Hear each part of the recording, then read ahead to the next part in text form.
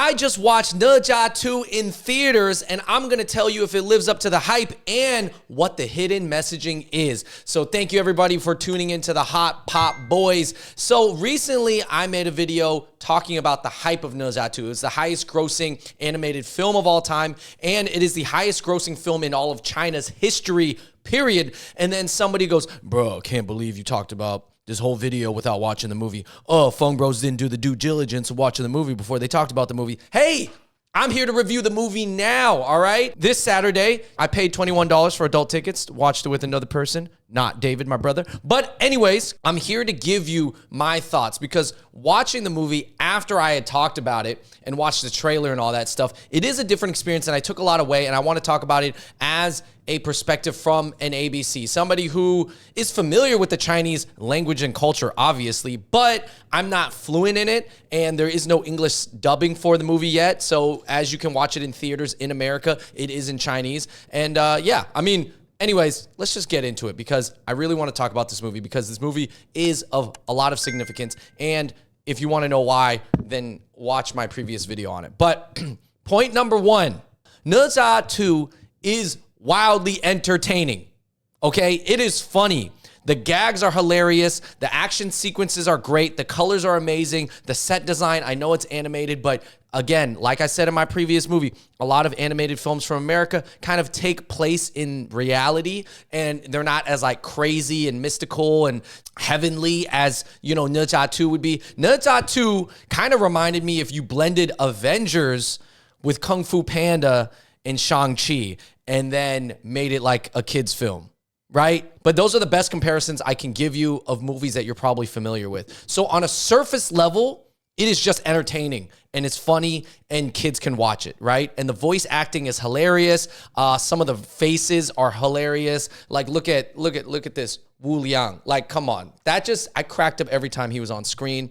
There's like this little rodent gang, like this gopher gang, and they're just funny. There's like really funny depictions of Chinese villagers. I'm just gonna say it's funny. It's the way they did the voices and everything is just hilarious. So there is one joke and one gag, and I'm not gonna give it away, but it does have to do with an octopus. And I literally laughed out loud. I had not laughed out loud in the theater like that at this gag in recent memory. I can't even remember the last time I did. I go, oh man. And I go, oh, no way. They actually did that. Oh my gosh. And it was just so funny to me. So you can see like in the clouds and the I'm not going to give too much away, but they have beautiful set design, a lot of like cool looking jade, and the animation's just really on point. Okay. So it's enjoyable, period. Go watch it. Point number two, this movie is going to be easier to follow if you watched ZHA 1, at least watch the super detailed summary of it, and you understand Mandarin pretty well. So what I mean is that the movie was already enjoyable, but you have to pay closer attention because you got to be reading subtitles pretty quickly. So as a person who did not watch ZHA 1 yet, but I tried to watch a synopsis and summary of it before I went to go watch the movie, I still had to pay pretty close attention. Like, this is not really a movie that someone who doesn't speak Mandarin should be watching passively. So stay locked in. I know it's about 140 minutes, but it is an entertaining 140 minutes. You will not be disappointed, but you might miss some things because, and I'm not the only person who felt this way, and I know I'm going to bring up some Rotten Tomato reviews from what looks to be white American people that feel the same way as me, only because I empathize because I don't speak Mandarin fluently. I can't understand it on that level to understand everything. So I'm reading the subtitles pretty quickly. And by the way, there is a lot of like fast movements and quick dialogue. Obviously, people are saying like, hey, you know what? It's a lot to take in, but it's joyously creative, rendered a fantasy epic, brought to life in vivid color. A lot of puke jokes aside, it is an epic tale. Yes, I agree. You know, this 144-minute barrage of mythological mayhem, ZHA 2 bombards its audience with a cavalcade, I don't actually know how to say that word, of supporting characters, side quests, infantile humor, blah, blah, blah, eye-popping. Listen, overall, people are giving it a great review, but they do note, hey, it's a lot to take in because there's a lot of names that you might not be familiar with if you didn't watch ZHA 1. You know, there's Ao Guang, Ao Bing, Ao Ren. There's like the third son of this. There's the master of this, the father of this. And then there's a lot of characters So I guess what I'm just trying to say is watch it, but pay close attention, all right? And try to watch a synopsis of ZHA 1 to get kind of familiar with the characters and how everything is laid out. Regardless, it's still enjoyable. You do not have to watch ZHA 1 to enjoy this movie, but I think to fully get it, or at least get it even more, you have to be familiar with ZHA 1. Number 3, let's talk about the messaging of ZHA 2, okay? So I already mentioned, to be honest, it's wildly entertaining. I told my sister's family, she has 2 younger kids, and I told her, I was like, yo, you got to go watch this movie. This is funny. But you might cry during it. I'll talk about that later. But point number 3, the messaging. So one messaging that I thought was interesting was that it was kind of about ZHA's looks. So ZHA is a demon boy. It's a demon pill. And so he's born with the dark rings around his eyes. You know, his teeth aren't good. They're not aligned. It's like he had no braces. He definitely, you know, and he's not considered a good looking kid. But I think that theme is actually, it's mentioned throughout the movie about how he doesn't fit the look and the appearance of what he's trying to achieve. I don't want to give too much away, but essentially, like, he's not good looking. And I thought it was also a good message to tie in for kids about, you know, not every kid is considered pretty or beautiful or handsome, you know, and it's weird because you hear these things growing up sometimes of like, oh, this kid's cuter than this kid, or this cousin's cuter, or he's the cute son, or she's the pretty daughter, and stuff like that. I hope that's a message that is like brought through too, where it's like, hey man, this person, like, they don't have to look a certain way in order to do good things, you know. Obviously, in contrast to Ao Bing, which, if you guys, this is not a spoiler, but Ao Bing looks conventionally like a C-pop star, like a K-pop star, right? He got the look. He would have a ton of followers on Douyin and Xiaohongshu, okay, if Ao Bing was a regular, real person. All right, point number 4. This is where the messaging gets real deep. Real deep. So I watched it and not really fully understanding Mandarin on that level and just keeping up with the subtitles. Obviously, like, I can tell it's a lot of good versus bad. There's elitism. There's corruption. You know, they're dealing with corruption in the movie. But not to give so much away, guys. So I do want to note right here, I don't want to spoil too much. If you want to read this whole person's comment, I'm going to flash it up, but it's a spoiler. All right?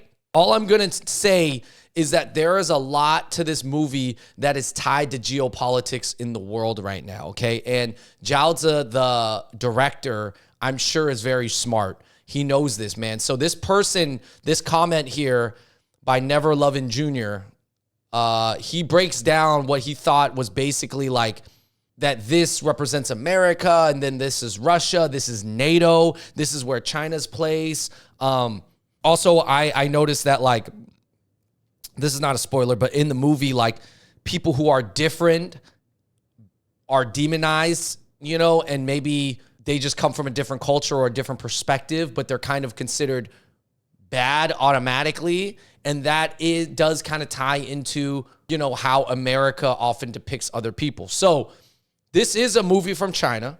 I don't want to say that the messaging is propaganda. I don't think it is. It's not like pro-China. It's, if anything, giving a little bit of a very honest and unbiased take on America's role in the world.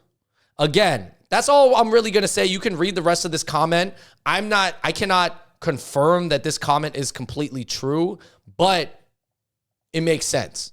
Because, you know, in all these movies, there's going to be a lot more deep messaging than you think. On the surface level, it's enjoyable, it's funny, the kids can like it. And then on a way deeper level, parents or adults who are into geopolitics can kind of get a sense like, oh, wow, is that what the symbolism is? Oh, it's about how America tries to attract talent and this. And then, this is how NATO works, and NATO and the thing with Russia and China, and where does China fall with Ukraine and Russia and America and all this stuff. So anyways, guys, there is definitely that commentary on it. Again, I don't think it's like pro CPC, CCP propaganda. It's literally like, it's not really even about China, honestly.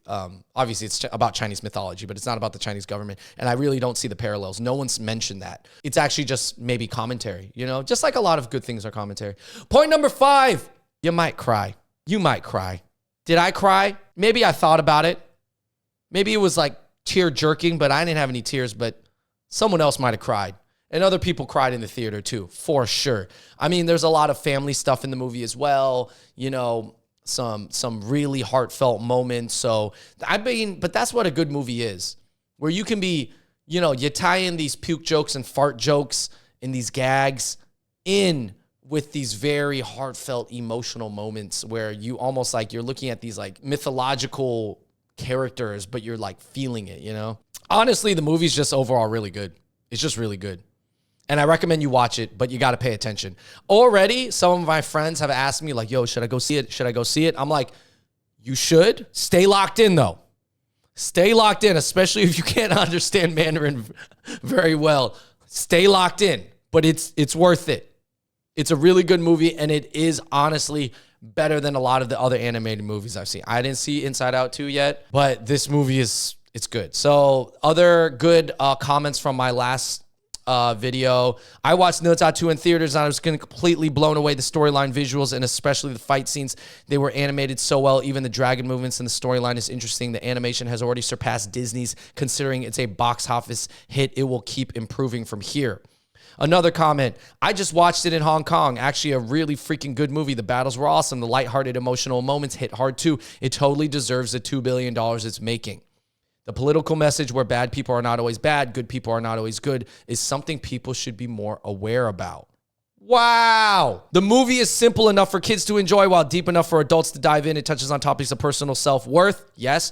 It is something as grand as geopolitics, while having it all mixed in together perfectly. The fight scenes will leave you in awe. The humor will make you laugh, blah, blah, blah, blah, blah. Guys, it's a good movie.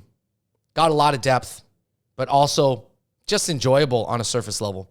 So I think my prediction is, like, I think this movie is such a big breakthrough for China, and I think it does send a message to Disney and Pixar.